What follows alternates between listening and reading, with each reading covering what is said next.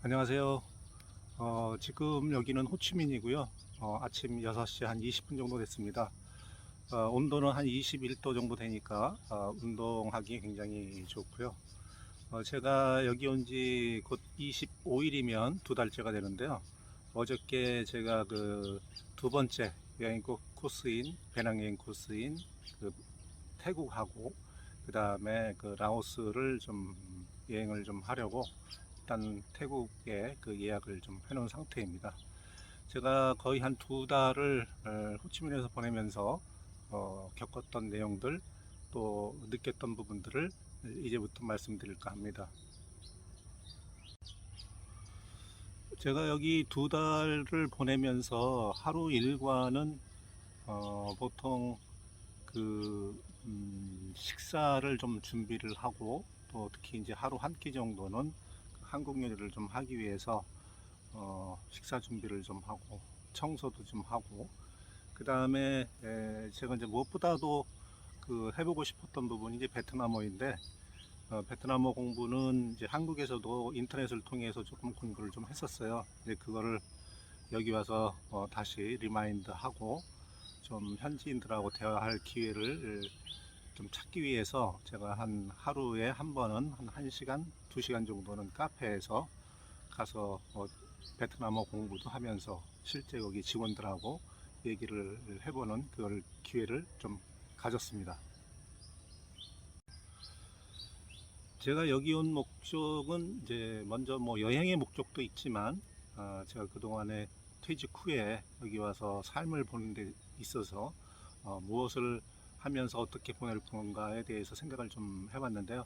아직은 집에서 또 내지는 어떤 투자를 해서 사업을 하는 거는 경험상으로나 리스크 측면에서 여러 가지 문제가 있다고 판단이 돼서 구직 활동을 좀 해봤어요. 특히 이제 뭐 금융기관이라든가 뭐 제가 할 수 있는 일을 좀 하기 위해서 찾아다녔고요.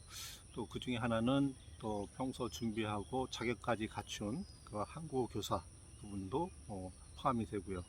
그다음에 이제 요리 부분은 사실 여기 와서 거의 웬만한 건 다 해본 것 같아요. 김치 만들기, 만두 빚기, 된장찌개, 김치전, 또 떡볶이, 뭐 부대찌개, 거의 뭐 그다음에 돼지볶음, 또 또 닭볶음, 뭐 여러 가지 많이 해봤던 것 같습니다.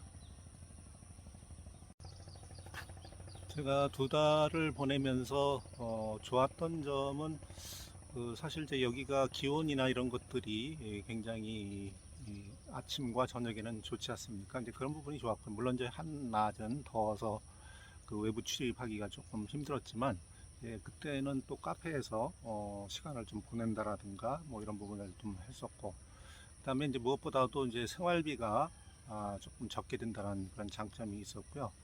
뭐 불편한 점은 그 뭐 대중교통을 이용할 때 아무래도 좀 시간이라든가 또 도로 사정이라든가 이런 것 때문에 조금 시간이 많이 걸리고 뭐 이런 부분이 조금 불편했지.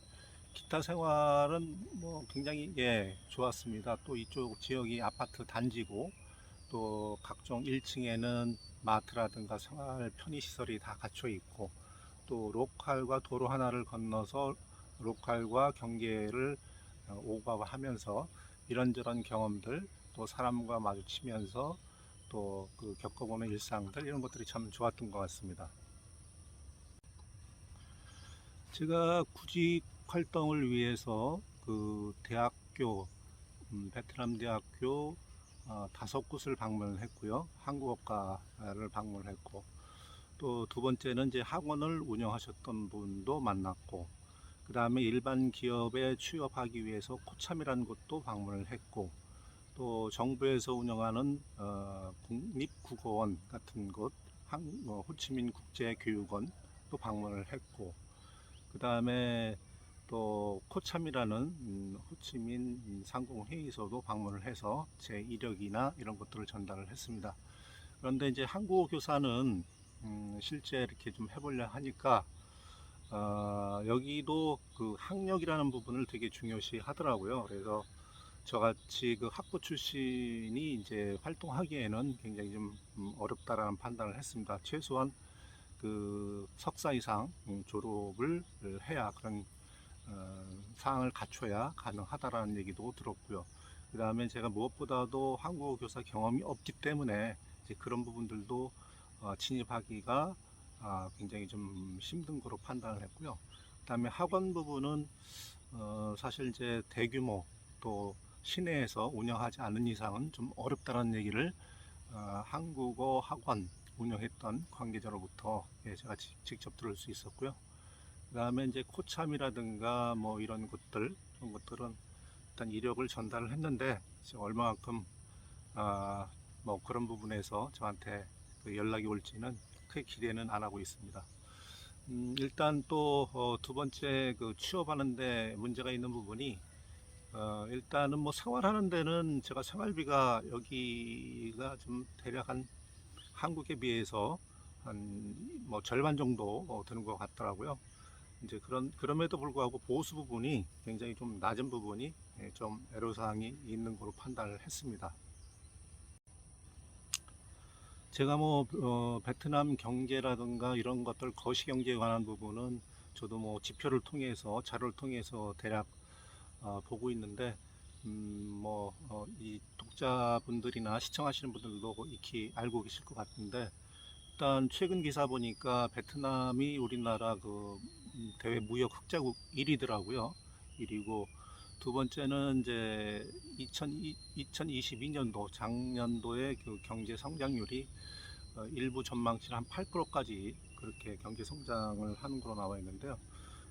일단 표면적으로 거시 경제라든가 또 이런 부분들은 좀 많이 좋아 보여요. 물론 이제 2021년도에 그 봉쇄라는 한 6개월간 정도 했었나요? 그것 때문에 어떤 기저 효과도 있겠지만 일단 거시 경제 특히 뭐 아이폰 쪽의 회사도 중국에서 일부 생산 라인을 옮겨온다라는 얘기도 있고 등등 해서 뭐 그런 부분들은 이제 좋아 보이는데 실제 제가 여기 살면서 느끼는 부분들을 특히 부동산 경제라든가 어떤 실물 경제 또 은행 관련된 사항들 이런 부분들은 조금 좀 제가 느낀 부분을 지금부터 말씀드리도록 하겠습니다. 제가 지금 여기 있는 곳이 그 구군 이제 투둑시죠. 구군에 있는 그랜드 파크 대단히 아파트 단지 내에 있고요. 지금 촬영을 하고 있는 장소이긴 한데 제가 작년 4월 말에 여기를 왔었어요. 그때 이쪽 지역에 한 5만 세대 정도의 신도시급이 그 조성이 될 거다. 그리고 그때 한창 이쪽에 아파트 개발이라든가 각종 고급 빌라는 이미 뭐 건설이 다 된 상태이고 심지어 뭐 몇십억짜리 하는 빌라들 이런 것들도 있고 했는데 그때는 정말로 그 굉장히 그 부동산이 지금 뭔가 될 것 같은 막 그 저 랜드마크 81인가요? 네, 시내에서도 광고를 하고 뭐 주변에서 그럴 정도로 분위기가 굉장히 좋았어요. 좋았는데 지금 거의 한 10개월 뭐 물론 이제 그 인플레이션 상해서 상하에서 여러 가지 이제 정책들이 실행이 되면서 뭐 그런 효과도 상당수 있겠지만은 지금은 또 완전히 이제 판이 달라졌습니다. 일례로 보면은 지금 제가 있는 곳이 처음에 분양 한 2년 전, 2년 반 전에 분양했던 곳은 아직도 뭐 미분양된 게 한 20% 정도 되는 것 같고요. 그 다음에 그 한 1년 전에 입주가 시작된 부분들, 거기도 지금 입주율이 한 20%? 에서 많으면 한 30% 정도 되는 것 같습니다. 뭐 그 정도로 굉장히 좀 문제가 있고요. 그 다음에 이제 세 번째는 지금 그때 당시에 세 번째로 건설되고 있는 그 아파트가 공정률이 제가 한 거의 90% 정도 봤었는데 그 이후에 이제 진행 사항이 없더라고요. 네, 그리고 지금 또 다른 지금 단지도 아마도 지금 제가 알기로는 은행에서 대출 규제를 좀 많이 하다 보니까 그 부분이 이제 일반 수분양자들한테 중도금이라든가 이런 부분들이 집행이 좀 안 되고 문제가 생기니까 지금 자꾸 계약서 작성이라든가 납입 일정이 연기되고 조정되는 걸로 봐서는 이게 당분간은 좀 지속이 될 것 같고 부동산 경기는 굉장히 좀 어렵다고 지금 생각이 듭니다. 제가 부동산 관련해서 또 하나 말씀드리고 싶은 거는요. 최초에 여기서 분양을 할 때 분양 조건이 이자는 무이자 대출에다가 85% 정도까지 이제 대출을 해주는 거로 알고 있는데, 그런데 이제 지금은 상황이 대출 규제가 은행에서 이제 대출 규제가 중단이 되다 보니까 여러 가지 문제가 많이 있지 않습니까? 그러다 보니까 이제 분양권을 지금 팔려고 하더라도 지금 매매가 거의 이루어지지 않아요. 그리고 이제 그 2022년도에 베트남 1인당 GDP가 그 4,000불 정도 된다고 합니다. 물론 이제 호치민 같은 경우에는 한 7,000불 정도 이렇게 보면 될 것 같은데, 그 소득을 가지고 이 아파트를 구입을 해서 거래가 활발하게 하기 위해서는 대략 한 가격이 1억 5천?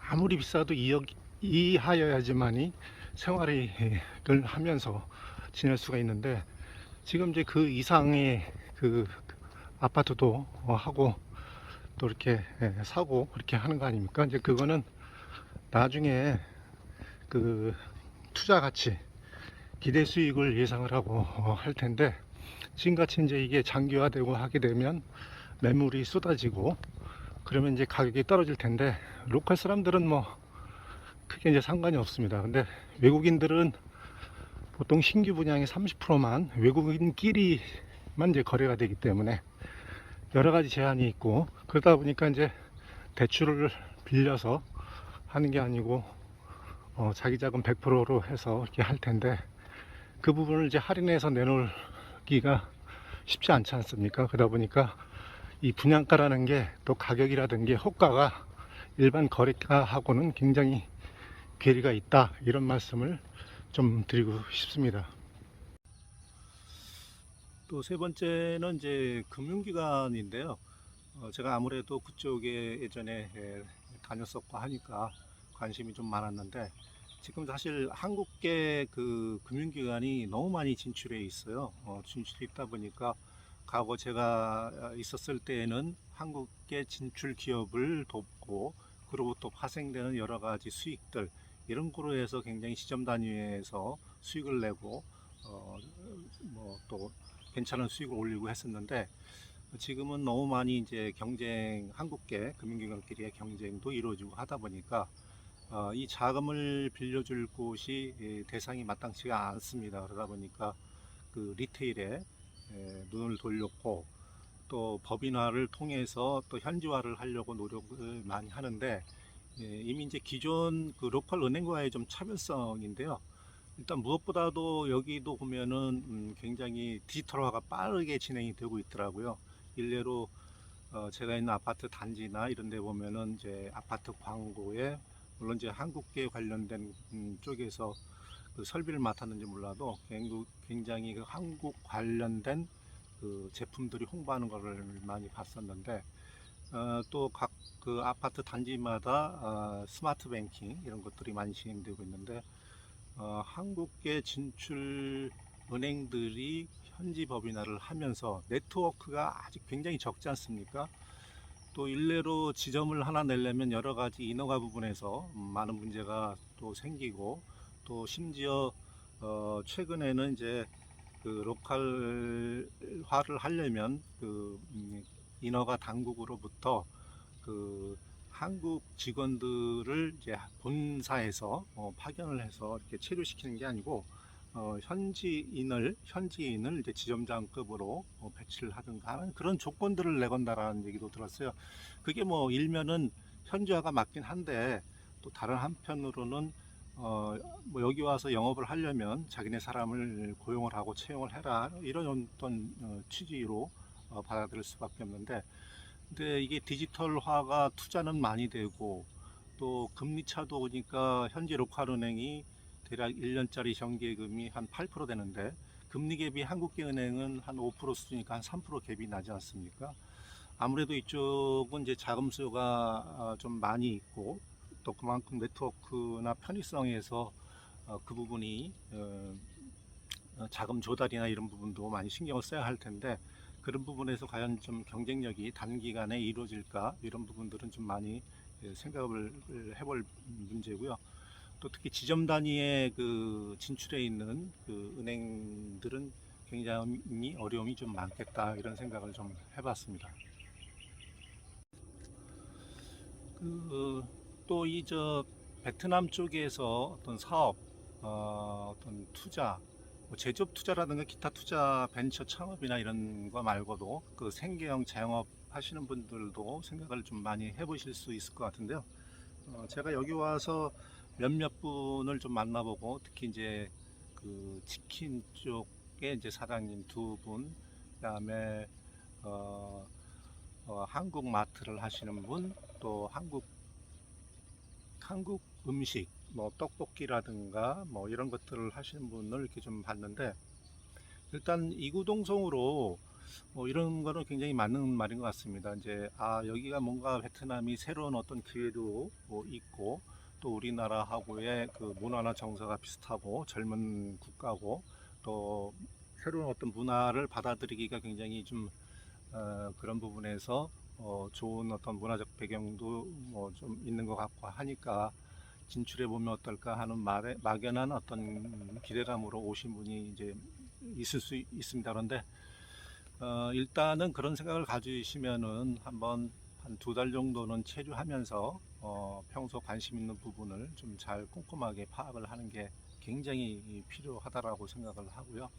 예, 그런 부분에서는 저는 만약에 개인 사업을 할 것 같으면 뭐 일단은 분위기는 제가 보니까 한국 그게 이제 그 먹거리들 뭐 길거리에서 판매하는 떡볶이라든가 또 여기는 이제 주식이 아침에 반미라고 하는 이제 베트남형 그 햄버거를 먹는데 샌드위치라든가 또 관련 그런 것들을 조금 한 3천만 원 미만으로 소자본으로 한번 잘 입지라든가 이런 것들을 파악을 해서 시작을 해보고 충분히 검토한 후에 의사결정을 내리는 게 굉장히 필요하다고 보는데요.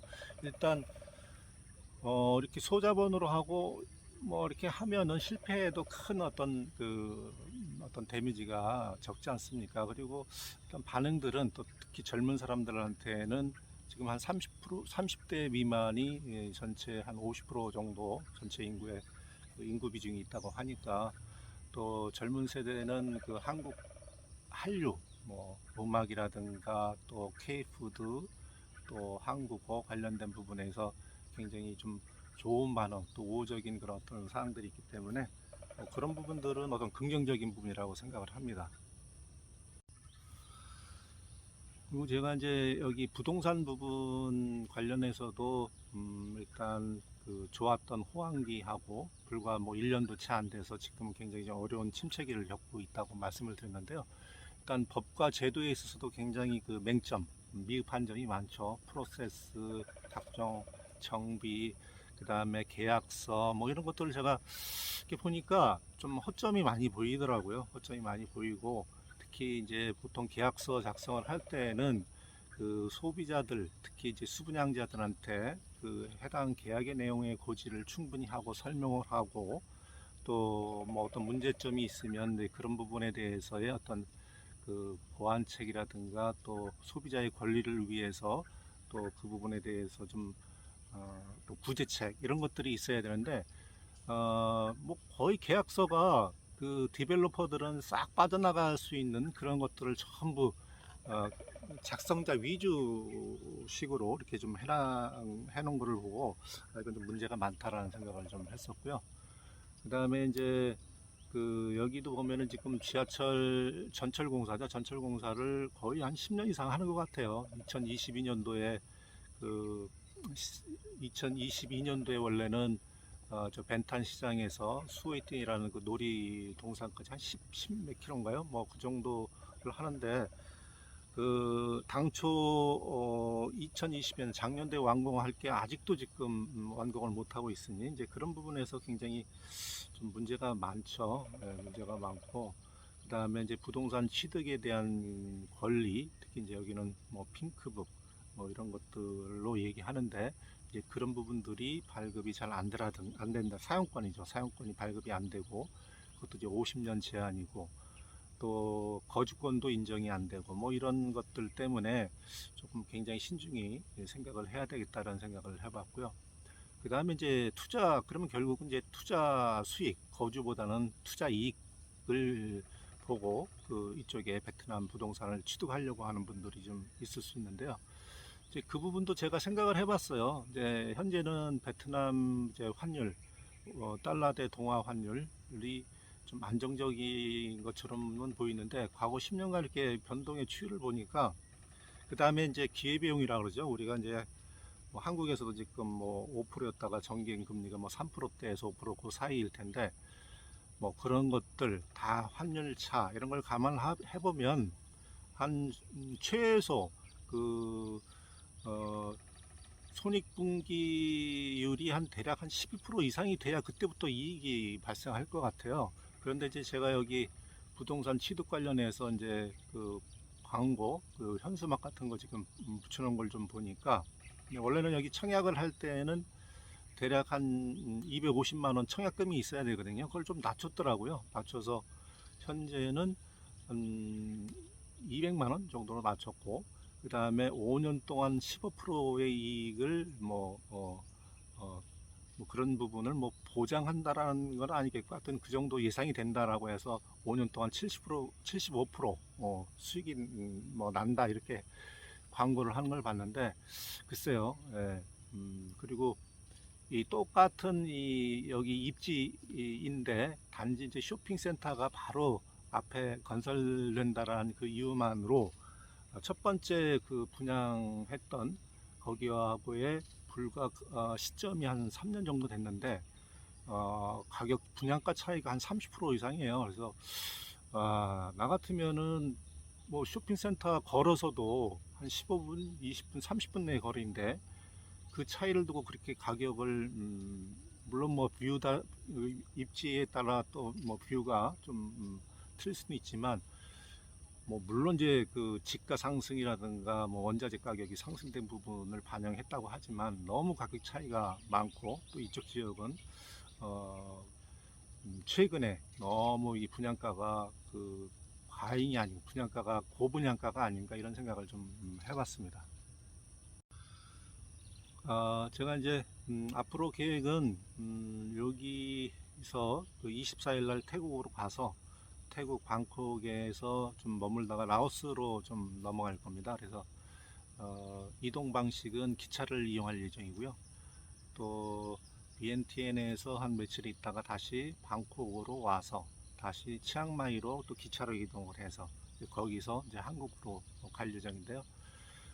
제가 여기서 뭐 다시 한번 느낀 점은, 아직은 여기 와서 생활을 하기에는 일단 제가 조금 준비가 덜 된 것 같다. 그 다음에 좀 이르다 이런 판단을 해봤고요.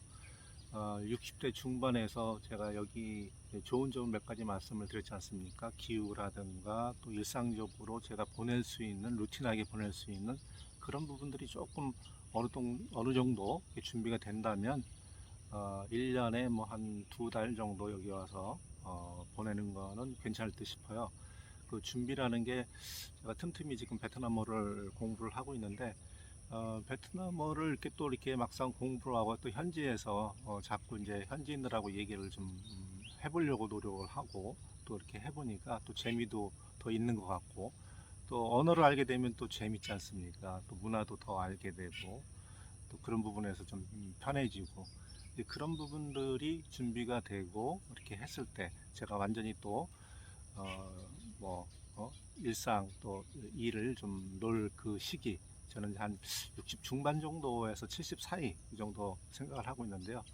그때 와서 여기에 뭐 추운 겨울을 조금 피해서 와서 생활하면 어떨까, 이런 생각을 했습니다.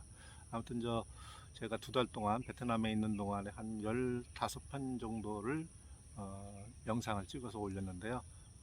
끝까지 시청해 주셔서 감사드리고요. 제가 또 다음 태국이나 또 라오스 이렇게 이동을 하면서 또 거기에서의 그 일상이라든가 이런 것들을 또 다시 한번 영상으로 올리도록 하겠습니다. 네, 감사합니다.